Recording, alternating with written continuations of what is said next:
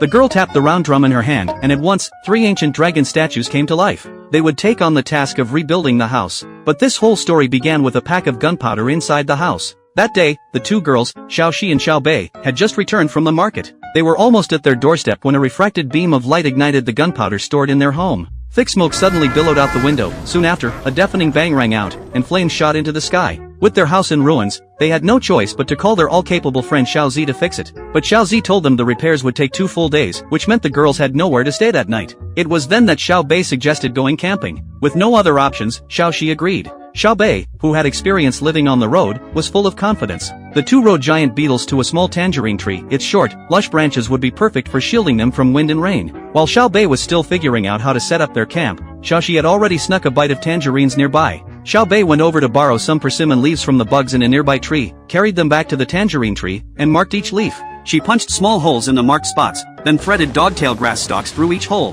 When she stood the leaves up, they formed a sturdy little tent. Finally, she tied ropes to both sides and weighted them down with stones. Their shelter was done. When Xiaoxi returned from fetching water, she was still complaining about not having a kitchen, only to find that Xiaobei had already built a cooking stove. Xiaoxi was filled with admiration for her friend. With the outdoor tasks finished, it was time for Xiaoxi to shine with indoor chores. Xiaobei took care of the heavy work, crushing white rice into smaller grains. After all, their tiny bodies couldn't handle whole rice kernels. After an hour of busy work, Xiaoxi had prepared a table of fragrant dishes. The 2 ate their fill, downing bowl after bowl. That night, Xiaobei dragged Xiaoxi, who didn't want to move, out of the tent. For that night, the roof above them was no longer wooden beams, but a glittering azure starry sky. A gentle night breeze brushed their hair, and also ruffled the big tangerine hanging from the tree above. It seemed even the tangerine wanted to come down and enjoy the moonlight, sharing this unforgettable night with them. When they returned home later, Xiaozi had already finished repairing the house. To keep the front door a surprise, he led them in through the back. Not only had he reinforced the original structure using the existing tree hollow, but he'd also added a natural open-air room with light streaming in from all 4 sides.